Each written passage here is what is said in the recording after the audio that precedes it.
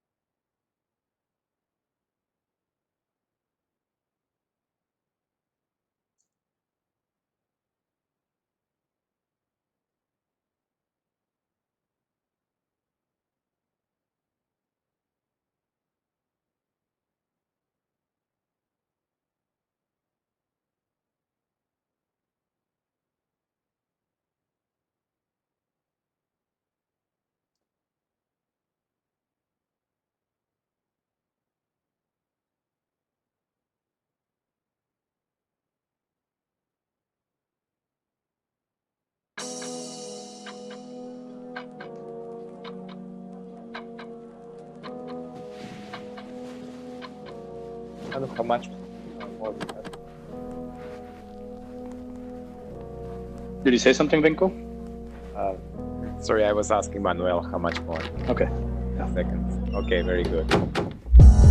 Well, start with it. Hello, everyone. Hello from my office, my home office here in Asia. My name is I'm an assistant professor at University in Zagreb, Croatia, and I'll be moderating this talk today. So we have here with us Samarth, who is R&D manager at ABB Power Grids Sweden, and he's going to give the talk about advanced control for HVDC transmission. Well, HVDC stands for high voltage DC transmission, obviously. So, general, I'm here on behalf of Region 8 Young Professionals, which is a subcommittee in IEEE Region 8, which means Europe, Africa, and Middle East. And we are taking care of the affinity groups we have in every country. And one of this is also Affinity Group Sweden. And this talk is done in collaboration with their chair, Gerard Duff. So Gerard, hello here from me as well. Now you may know these guys as the hosts of Nordic SIP Congress last year and SIP Congress hosts for this year, 2020. Okay, so you will hear a bit more from them. But back to the talk, I mentioned Samarth, an R&D manager at ABB Power Grid Sweden. Well, Samarth has finished his bachelor's degree at the Jawaharlal Nehru Technological University in Hyderabad, India, and then master's degree at KTH Royal Institute of Technology in Stockholm, Sweden, which explains his part in ABB Power Grid Sweden today. Well, he has been in high voltage DC transmission since 2013, well, officially, but even before, back in his student days, master thesis was already done on this topic. And today he's an R&D manager at MACH control platform, ABB Power Grids division. You will hear a lot more about it. Besides the ABB, Samarth is also very active and recognized volunteer in IEEE. We met some time ago. Well, in 2015, he was awarded as a Young Professional Exceptional Volunteer Award. And that's the first time I saw you, Samarth, on Facebook and social media. Well, thank you for joining us. Thank you for this nice talk we're going to have, and the audience is yours now. Thank you, Vinko. Well, I think your office looks rather better than mine. The reason I'm not sharing my background with you all, but also because of bandwidth problems, I will not share my video. Maybe towards the end, I will turn on the video anyways, just to say hi to all of you. Thank you, Vinko, again for the introduction. That was lovely. And you're right, actually, we met in one of the IEEE events. Perhaps it was Krakow or even later, where we met first time and then we continued some discussions. So to the audience, welcome. Good afternoon, wherever you are, or good morning. And I hope you are safe and sound in whichever part of the world you are, as we know that the world is going through some erratic troubles at the moment, but I really wish you all stay safe and stay in control of yourself. Today's topic of discussion is advanced control for HVDC transmission. I'll give a brief background about HVDC itself, a brief history to begin with, and then I will jump directly into the control part on how am I related to this work in this organization. This photo that you see on your screen now is actually from the valve hall. So the valve hall is one of the main parts of an HVDC transmission system. This is the hall where you have AC to DC, DC to AC conversion actually happening. And these are all that you see here are hanging walls in one of the HVDC stations. So this is a real picture. It's not a sci-fi picture or animated picture. It's actually a real picture of a real hall that you see. I live in Sweden in a town called Västerås, but my office is in Ludvika, a town, maybe some of you have heard a town which is around 2.5 hours from Stockholm, the capital of Sweden.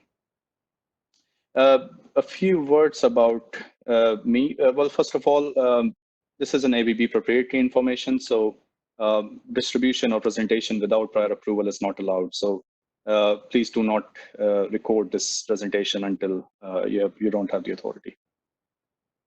All right, so going forward, academic and professional life. So as Vinko said correctly, I have a bachelor's from JNTU in electronics and computers. So my bachelor's, my background is also embedded systems, while in master's, I focused a bit more on embedded software part. And before I could finish, I started to work on my thesis, master thesis at ABB. And during this time, I came across a lot of great people, a lot of great engineers. And by the end of my thesis, I was offered to work at ABB as an R&D engineer, as an embedded software developer, actually, which I continued to work for 4 years almost, before I took over as an R&D manager for the same group I was working for. In between, I was also the one of the 2 nominated IEEE Young Professionals from Sweden. The way IEC works is a bit different from IEEE. IEEE, you could be a member if you want. In IEC, you need to be nominated, you need to be selected, you need to be elected before you can do anything. So that was quite a thing back in 2017. At the moment, as I said, I'm the R&D manager, but also I have a small product part of the complete organization with me. It's called MACH Product Care. So all the maintenance work that happens with the MACH technology, that comes under me. So I am overlooking all the product care work that all the teams around the world are doing in relations to HVDC. SAFE, as maybe some of you know, SAFE is the next level of agile methodology. It's called Scaled Agile Framework. It's an interesting jargon these days. I suggest you read on this if you have the time. In a few years, more or less all the organizations around the world will be running SAFE worldwide. Just a highlight of my education, well, apart from other things, I mean, my master thesis was under Hans Björklund, and Hans Björklund is one of the most recognized engineers in Sweden, actually, and he was awarded the 2015 Polhem Prize.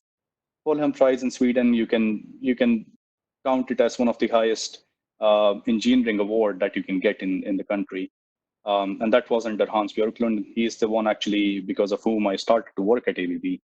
Quite a magnanimous person, and he is quite talented. So very good to work with him. And my thesis was on synchronized phase and measurement units, actually. Parts of my thesis actually now are being used in a project in US called Solilo. And that was one of the reasons they wanted me to begin working with them, actually. While this is true, I also have sort of an IEEE life. I started as a student member during my bachelor's in 2009.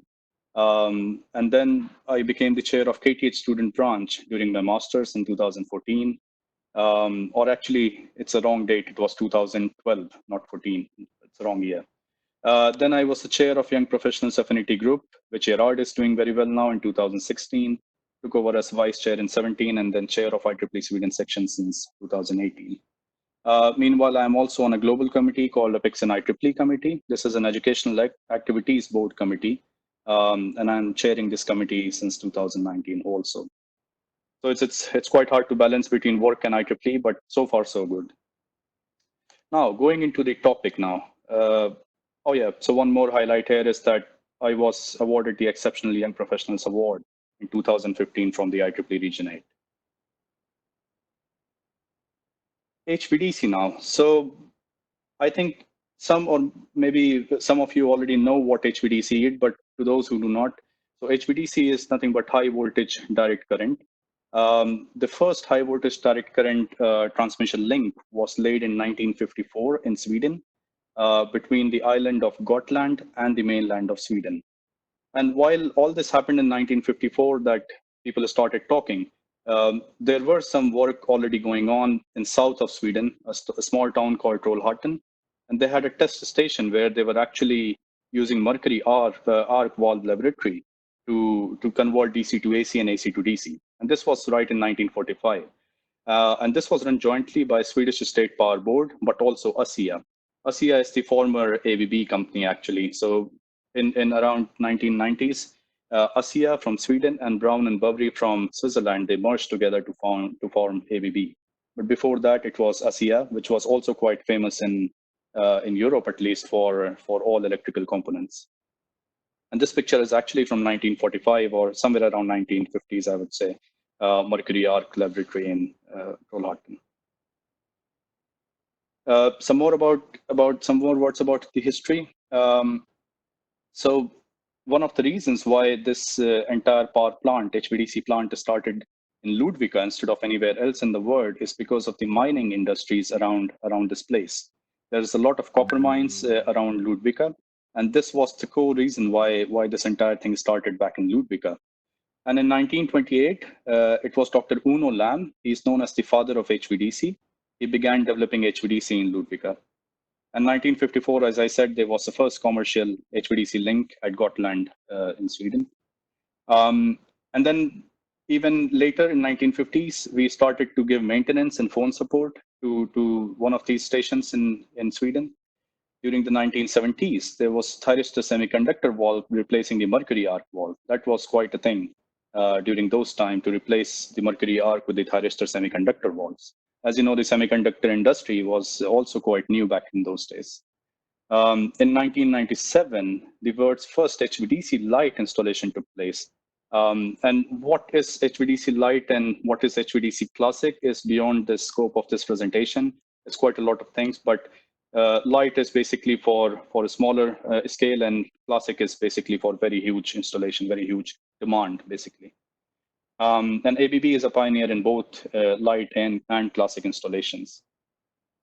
During 2000s, the first long-term service agreements were signed, especially for all the projects that were commissioned before 2000. We started to give them service. In 2007, the first offshore wind connection project was also commissioned. And this was also quite a thing because offshore wind farms or wind connections are not as simple as normal traditional HVDC stations. In this case, you are assuming a power plant in the middle of the sea, where you need to be dropped. The engineers need to be dropped by helicopters. They need to live there for 7-8 days, and they need to work on the control platform before they can be back. Quite challenging time, but so far it has been a good journey. And we are also pioneers in offshore wind connections now. In 2010, that was another milestone when the world's first ultra high voltage DC link was commissioned at Shanghai, China. And ultra high voltage DC links are even one step ahead of high voltage direct current. And maybe I didn't say what exactly is high voltage. How do you define high voltage? But anything beyond 1500 volts DC is considered to be high voltage, actually. Anything above 1500 volts DC is considered high voltage. While ultra high voltage does not have a definition per se, we assume everything above 800 kV is actually ultra high voltage DC. And then in 2013, we had the first hybrid HVDC breaker solving a 100-year-old technology puzzle enabling the DC grids of the future. If you're from the power systems background, well, I'm not, but I know this with interest that the breaker technology, the HVDC breakers, or any breaker technology used to be only working with AC. But in DC, this breakthrough came only in 2013 when we started to use HVDC breakers. Before that, they were only HVAC breakers. Then in 2014, we completed the first ultra high voltage DC system in China again. Not sure if it was China or India, perhaps, but one of the two countries where the demand for power is quite a lot. In 2017, we reached the highest performance ever of 3000 megawatt, 640 kilovolts, and 2000 kilometers of transmission. Now, when we talk about 2020, we are actually working with all of these things in the past, plus a global rapid response center team, AR and VR, which are the thing of the future, as you know. We are working with virtual reality to help our customers see what they cannot see in the field, and also enhance cybersecurity. As you all know, cybersecurity is a big trouble at the moment. So we are working on these things as we talk. And while the future, as you see, there's a small cloud denoting that the future is cloud, actually. So we are also working on cloud technologies. How can we use the data that we gather in the cloud for meaningful purposes? I'll not describe much about this, but you can just see how dense at the moment is the HVDC penetration around the world. And ABB itself has supplied more than half of the world's 170 HVDC projects so far. To be precise, it's around 70%. And this slide just shows all the different projects around the world. And maybe you are in some part of the world where you can recognize one of these links connecting you. Just the same thing, some more data here, some more information. Like I said, we are 70% of the world installed base by ABB. And we have up to 12 gigawatt capacity range of one HVDC installation, in fact. So it's quite growing market, you could say, and it's very fast. At the moment, we have tenders from almost all parts of the world that we are looking into. So this is a very, very fast growing technology. And then just before we go deep into the control part, this slide about ultra high voltage. Now, this picture that you see is actually from one of our test centers in Ludvika. This is how we test high voltage using arcs. And what we are doing here is we are trying to push the limits for the highest power and the lowest losses. We do not want losses in transmissions. And you can assume why, or maybe you can understand why this is so important for us to transmit power at lower losses and very high quality and reliability. The reason is if Google or Facebook were down for a day, perhaps you can live, perhaps some businesses would be affected, perhaps some of you cannot meet your friends. But if one HVDC link goes down due to a blackout or due to any other reasons, you would actually leave 60 to 70 millions of people without electricity for hours. And then you can assume there are schools running, there are hospitals running, and all sort of things happening around the world. And that's why this becomes so much critical for us to be testing things, to be making sure that we deliver power on time with quality without failure. And then I know that from my past presentations, people have this question, so why do we choose DC instead of AC? There should be a reason, right? And this slide and the next few slides just shows you or just gives you an example of why DC is better than AC in long-term transmission. First, on the right side, the picture that you see, an overhead line with AC looks something like this. And this is just a pictorial representation, but you understand that the footprint is quite a lot. Overhead AC line with FACS. FACS is ABB's technologies, but working with AC. You can call this an analog to the DC technology that HVDC has. The full form is flexible AC transmission system. With FACS, we have already reduced the overhead line with AC to a bit less, but then comes the HVDC lines, overhead lines, where you have almost 1/3 of footprint compared to AC, traditional AC. And then if you go underground line with VSC, HVDC, or AC cable, then of course you are completely underground. But this is the key factor. One of the key factors is that the footprint is really, really low. And the way it works is depicted on the left side. You have a rectifier and an inverter on two sides. And this is the C cable now we are talking. We have a rectifier and an inverter. If you know a rectifier, it just converts AC into DC, and an inverter converts DC into AC. So long-term transmission, long-distance transmission happens over DC, while on the two sides you have AC transmissions to, let's say, households or companies, etc. An interesting example here is that there are some houses in Netherlands. If you are in Amsterdam, just a few hundred kilometers out of Amsterdam, people are building houses completely with DC. They say everything that we do is on DC, so why should we have AC coming into the house at all? And that was quite a story in one of the newspapers I read, and if you Google, you will find, but I think it's worth reading about them and visiting that the future is all DC, not AC at all. And then one more slide, as I think it just shows the same thing, traditional advantage of HVDC versus HVAC. HVDC technology saves up to 50% of land usage. The same goes with power. If you see, power per square meter for HVDC is much higher than AC. Possible distance, you can go much longer distances with HVDC than with AC. And the efficiency is, of course, much higher in HVDC than in AC. And there are some discussions, and I have been asked this question in the earlier presentations I have done. It's a fact, actually, that when you are commissioning HVDC terminals, the cost is actually higher. So to justify that cost, you have to balance out, or you have to even out somewhere. And this slide just shows that after some time, after a few hundreds of kilometers of distance, there's a break-even distance, and after that, actually HVDC becomes more economical than HVAC. So the cost of investment is high in HVDC, but at the end of the day, it is the HVDC that wins. And you have lower losses, more power, more grid stability, controlled power flows, much smaller footprint, and more sustainable, of course. And this is the same slide. If you saw in the previous slide, it was the overhead lines that we were talking. And the next slide is actually about subsea or land cable. And it is actually much better in this case. It even evens out much earlier. So in all ways, you would see that HVDC is the preferred way of transmission.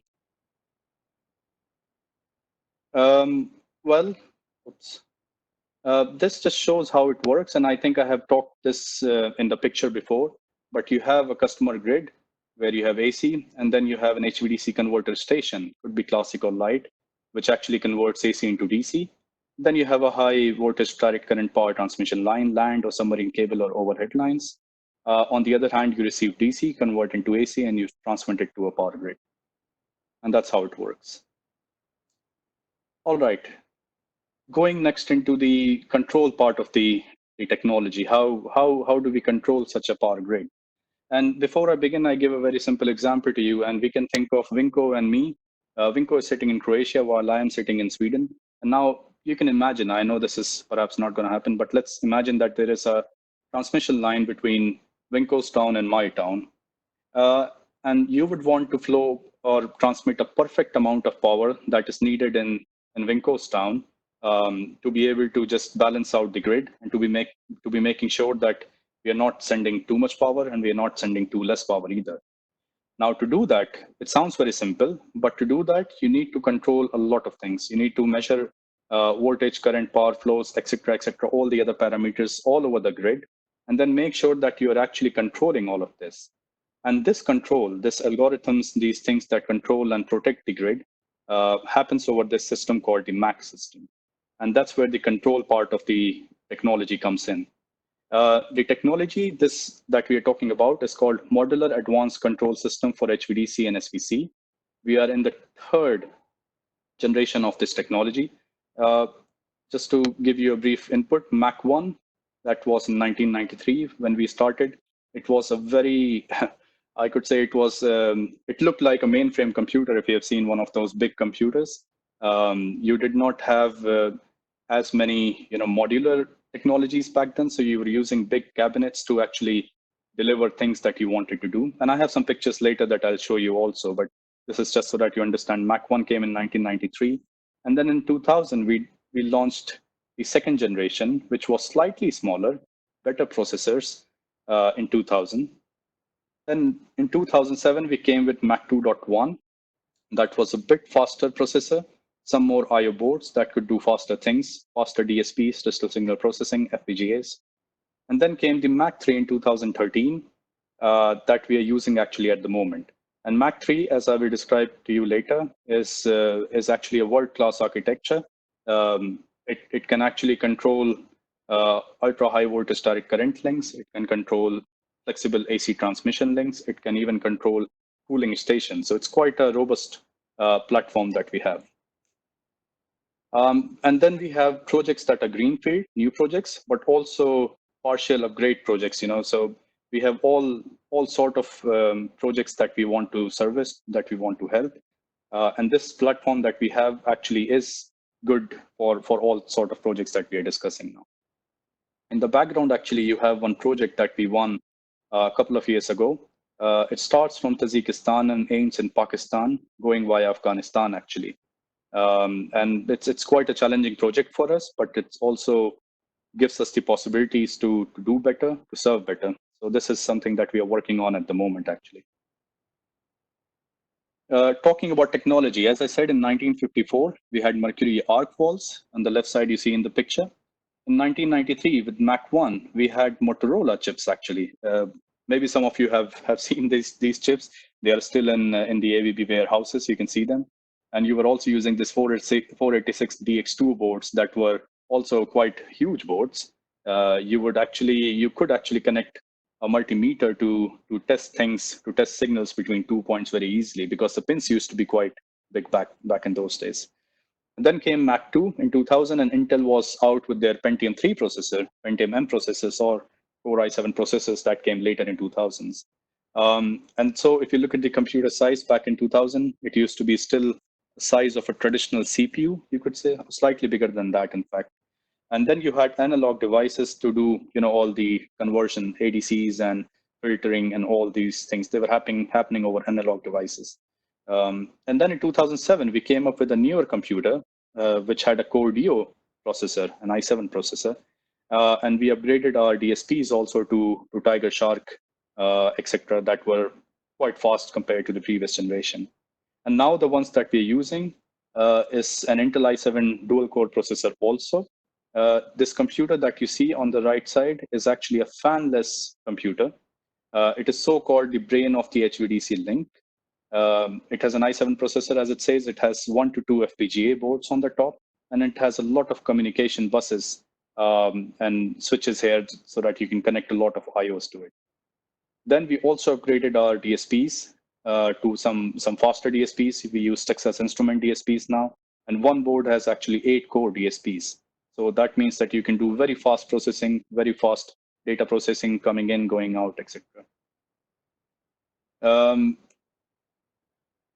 And this picture, this slide is really showing that we actually work, even though we give services, we handle our customers in minutes. Things that happen within the system actually happen in microseconds. And as an example, you can assume this this arc, this valve station that we have. Now the firing of these valves, and there are thousands of valves actually in one station. They actually happen within microseconds.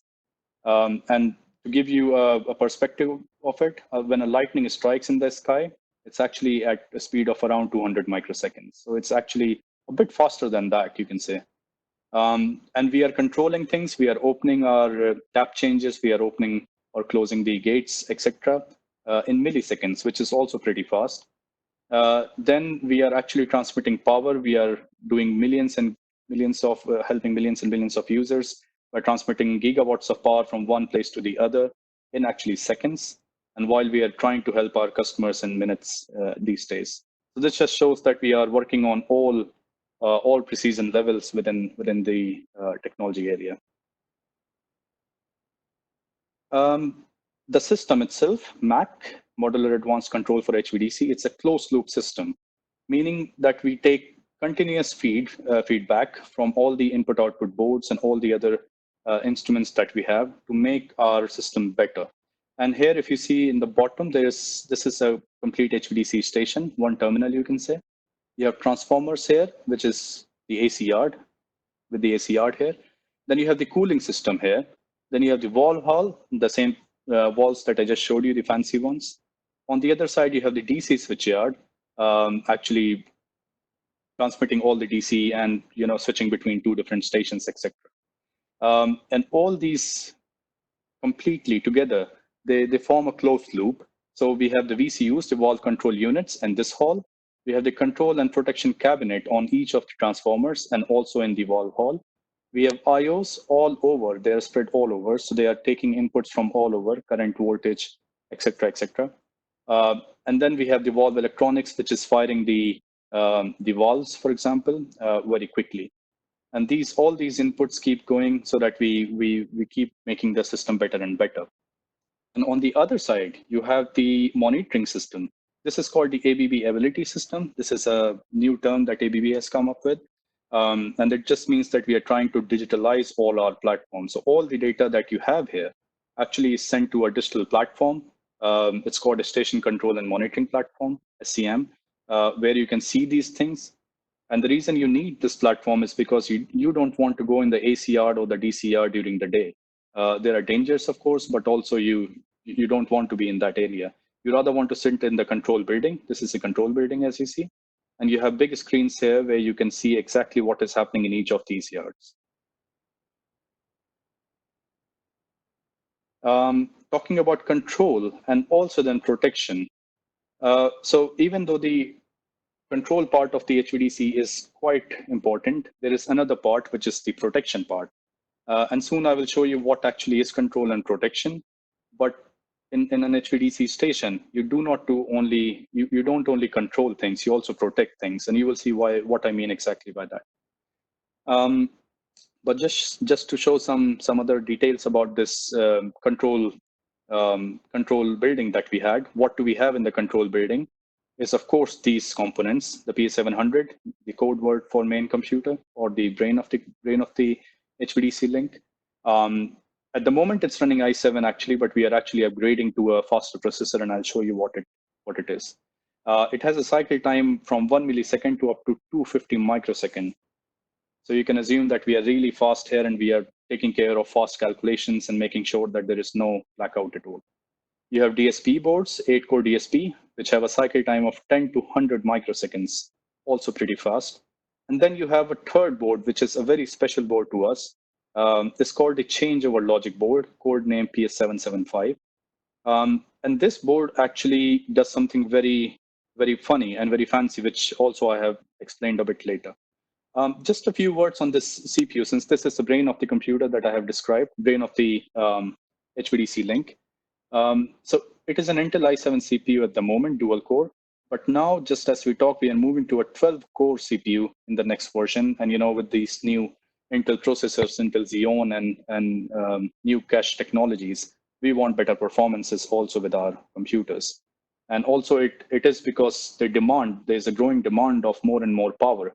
And with more power, the amount of code that you put in this computer keeps on growing. And that's why we want to upgrade this computer to this next version. Cycle time will, of course, remain same. I think this suffices us. We run a real-time operating system actually on top of a Windows embedded system.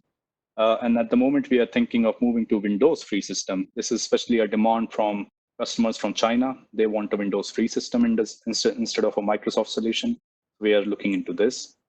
It has actually 1 to 2 FPGAs again for handling communications. We have upgraded our FPGAs. We were earlier using Spartan 6, and now we are looking at something new. All the data that we look at is time tagged, and that is very important for an HVDC link. And to give you an example again, we can think of the same situation as before. Vinko and I are sharing power. And let's say there's a fault in between these two places, in between anywhere. And you want to know where exactly is this fault. This is possible to figure out only if you have the same time, same data, data tagged with the same time on both the sides. If you are in the same GPS time tag data, then you can actually figure out where exactly in the middle you had a problem. So that's why it's very important that we have the data time tagged. It also makes it much easier for us to calculate phasor data, for example, where you want to see how much phase you're lagging and leading, etc. And finally, it has a lot of communication protocols, optical, electrical, PCI Express connections, etc.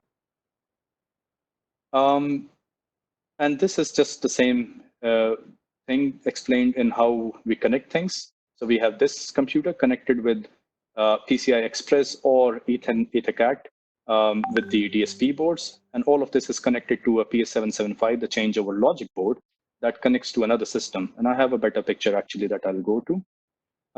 How does the cubicles look like in real life?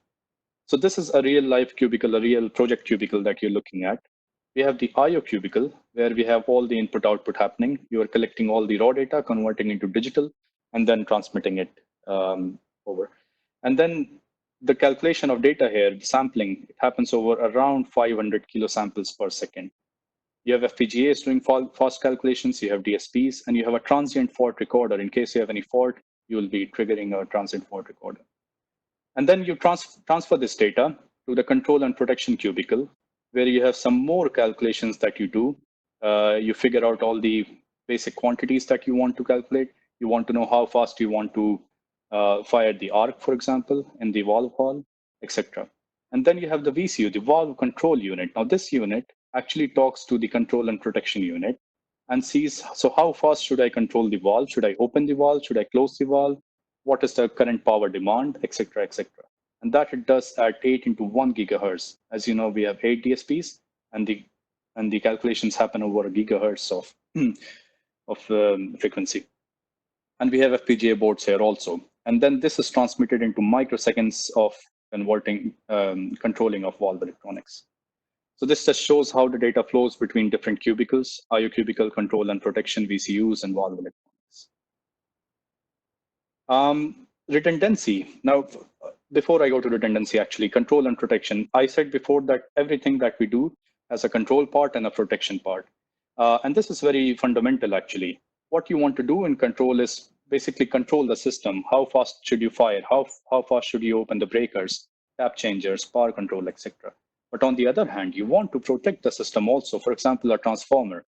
A transformer is actually a millions of US dollar product. And you want to be sure that you do not spoil it just because you send some overcurrent or overpower or overheating, etc. So for that reason, we have a protection unit, which does all these things: pole protection, differential protection, line protections, and also transformer and converter protections. The hardware is same, but the code within them is very different. So that's how it differs. Redundancy, like I said, so ABB believes that there shouldn't be a single point of failure for anything we do. For all the deliveries that we do, there cannot be a single point of failure.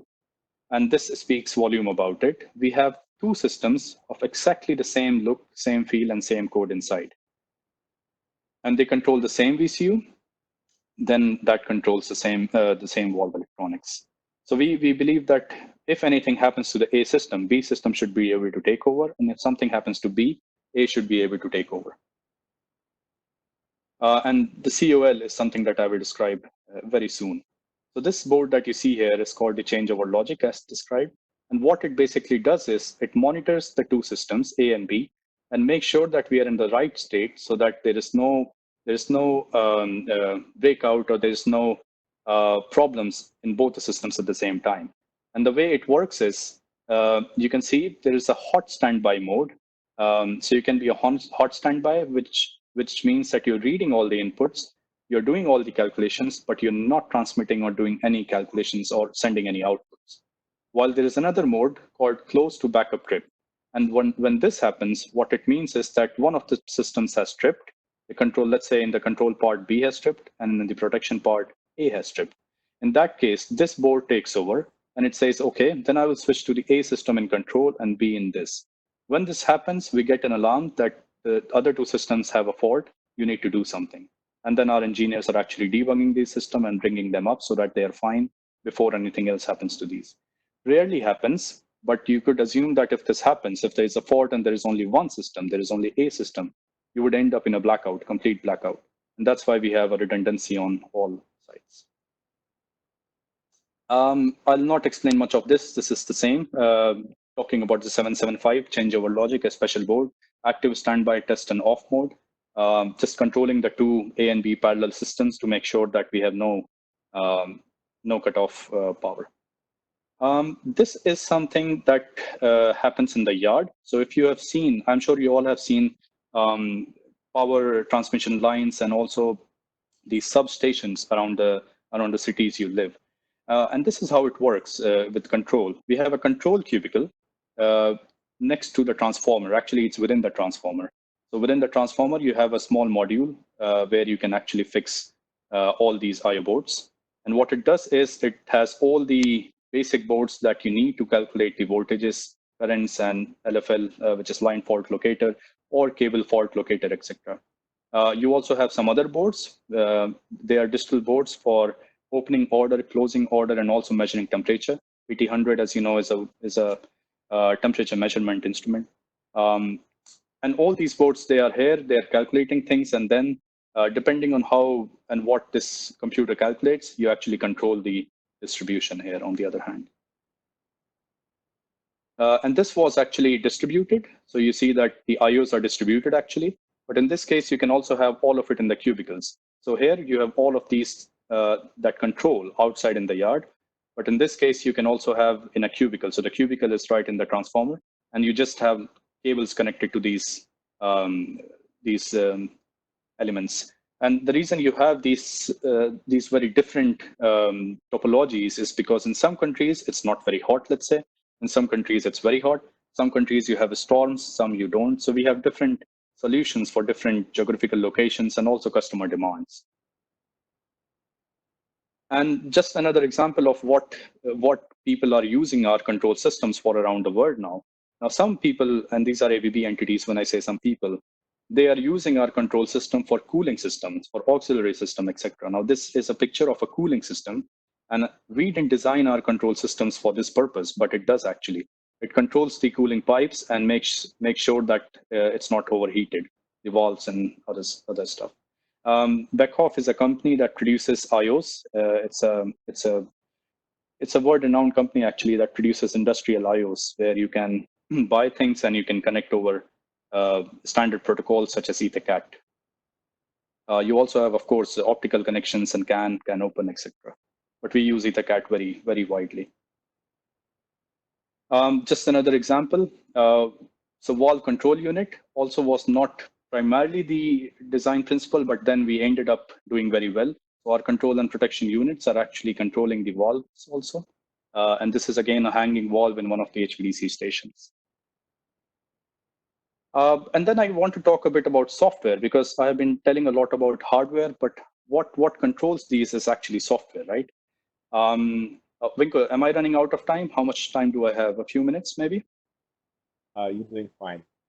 Okay, good. Thank you. So what what and how we code these boxes, these hardware, is of course using our basic coding competences: C, C++, C Sharp, VHDL, etc. Of course, earlier days we were using ASM also, a lot of ASM, but nowadays we have moved completely to high-level languages.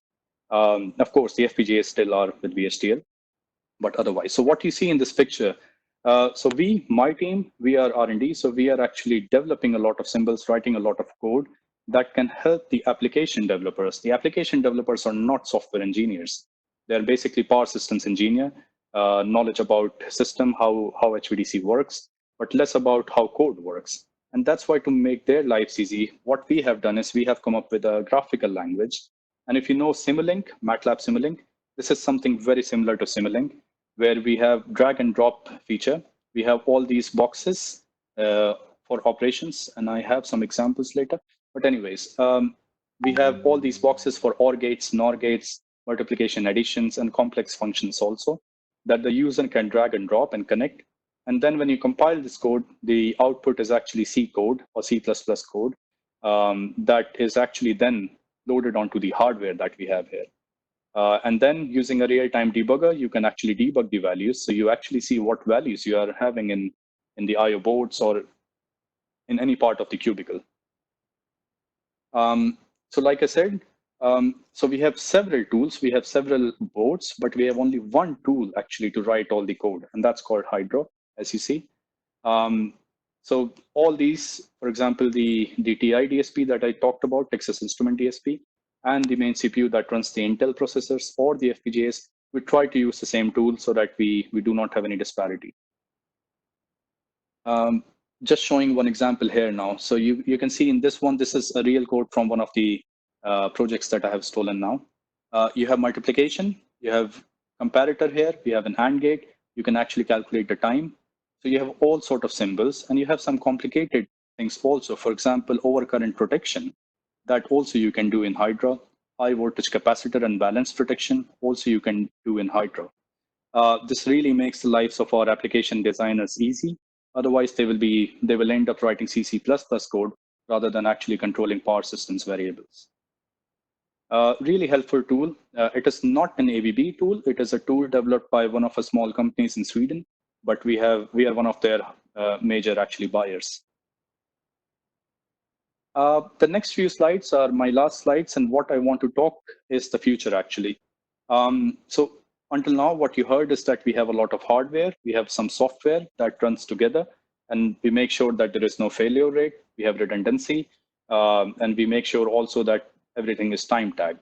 But after all this, you do want to make sure that all this data is actually backed up, all this data is available for anyone to read. You want to make sure that if people have a problem on the site, you have support at the site, etc. So what we want to show you in the next slides are actually things that we are working on and some things on the future.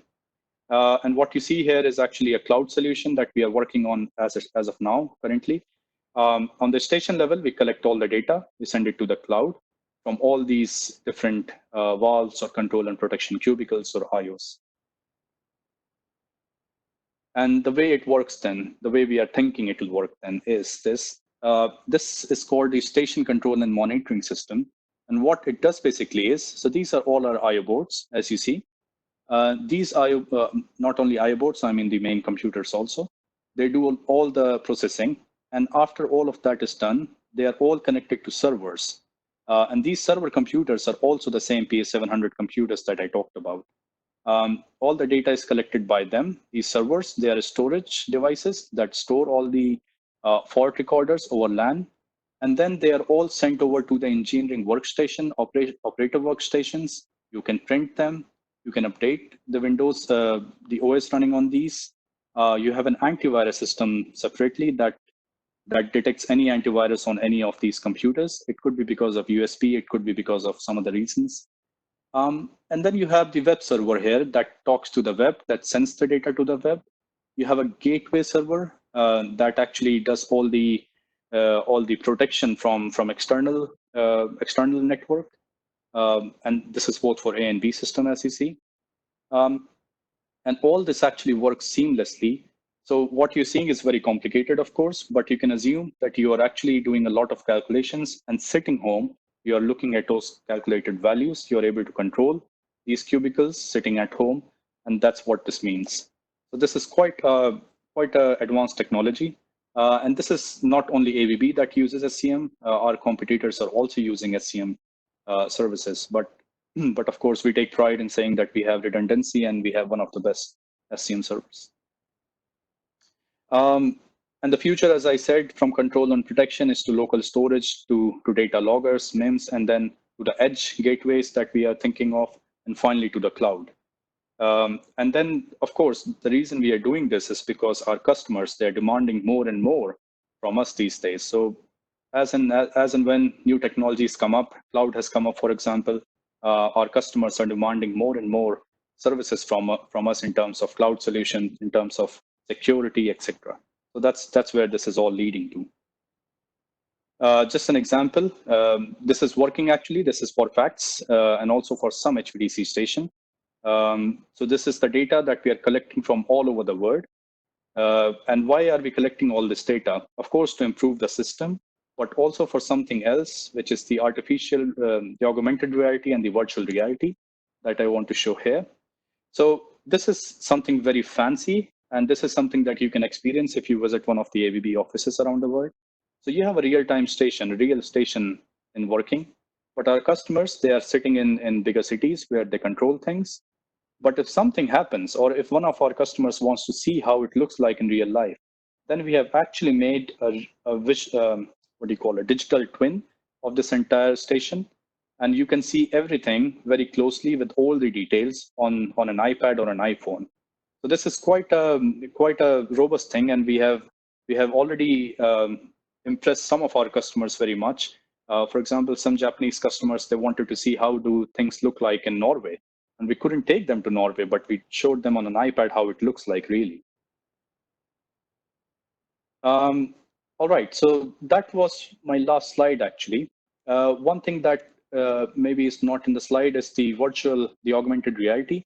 So together with this, we are working on an augmented reality so that you wear goggles and you can actually feel that you are in between one of these stations. And then you can walk around, you can see what's happening, it actually helps us a lot with debugging. If something fails, then we can go using this real model.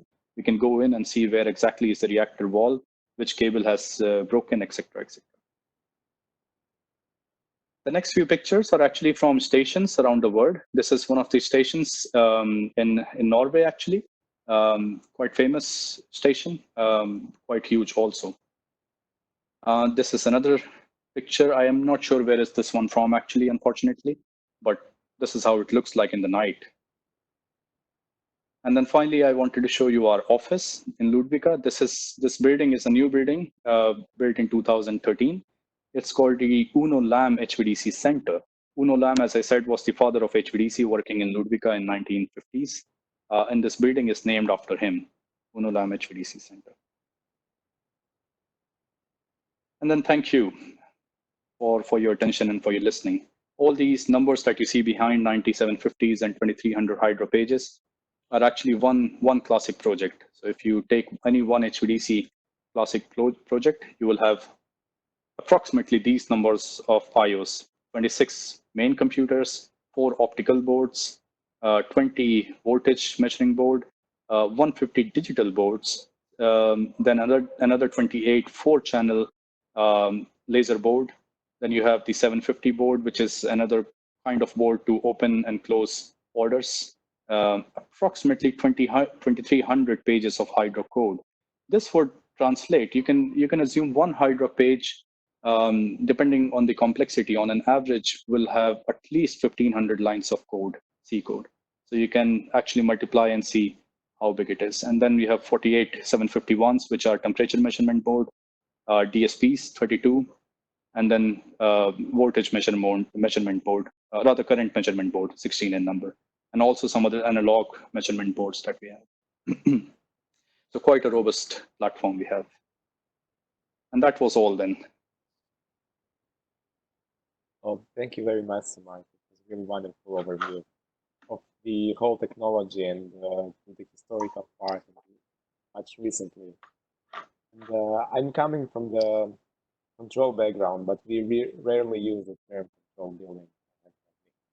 You can say control device, but control building is, yeah, just really describes the size of all these things. Okay, well, we are now in the questions and answer sessions, and try to have a bit of discussion here. We will not make it very long one, 5 minutes, I guess. And all the participants, once again to say, you only see yourself and the panelists, but there are more of you here. So if you want to ask questions, you can just speak out loud, or you can write it in the Q&A part or in that part of the webinar. Meanwhile, while we are waiting for it, so I also wanted to ask you, Samarth, well, you really presented like you're heading from microseconds to the second scale. These four different kind of technologies, not only from hardware perspective, but from the software perspective as well. This is really incredible that all of these modules and layers of technologies are working together. I think you're basically covering the whole control technology in the world. But Yeah. what I wanted to say, well, what I wanted to ask is, why do you need a 12-core computer? What is the purpose of these heavy complexity calculations? So on. Think of why do we need so many computers, did you say, or? No, a strong processor with 12 Okay. cores. Okay, why do we need? Yeah, so like I said, I mean, you know, as the demand for electricity, as the demand for power goes higher and higher, and we are looking at bigger systems nowadays. I'll give you a real-time example. Actually, in India, actually, we have a project called Northeast Agra project, and this project is transmitting power from far northeast of India to central India in a town called Agra. Agra is where the Taj Mahal is, if you know, and we are actually giving powers to 60 millions of people. And to give power to 60 millions of people is not very simple because they are not all serially connected. They are actually connected in parallel. They are all connected in several nodes. And you want to make sure that you are giving power to all of them equally and at all the times. To do that, you actually need to do calculations very fast. You need to actually be in control of your calculations. And to do this, of course, the code, the Hydra code that we write, it keeps on growing.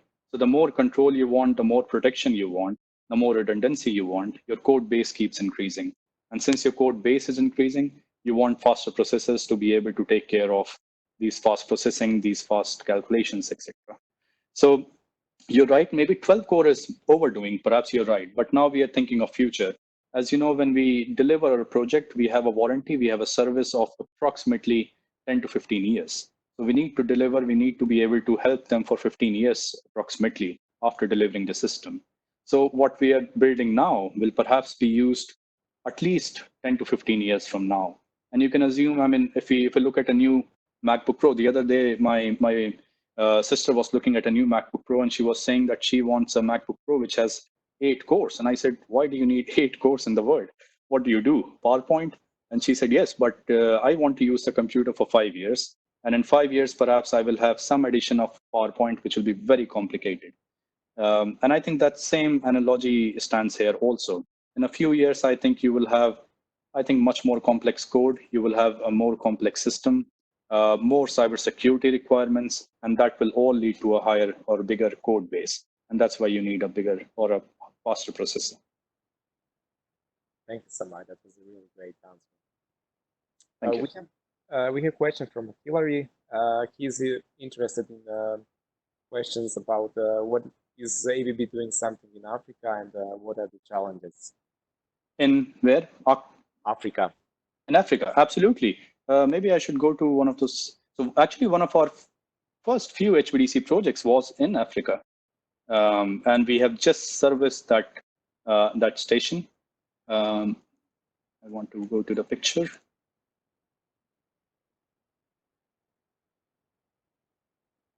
Here, if we go. So if you see here, we have a couple of projects actually in Africa. So Inga Kolwezi was one of the first MACH 2 systems that we actually delivered. Very powerful system. It's been there for several decades now, almost. I think it was commissioned in 1993 or 94 something. So, and you can read about it on the internet. But This was one of the systems that we first delivered in Africa. And some of the engineers in my team who had worked on this project, they tell us some fantastic stories about commissioning this project.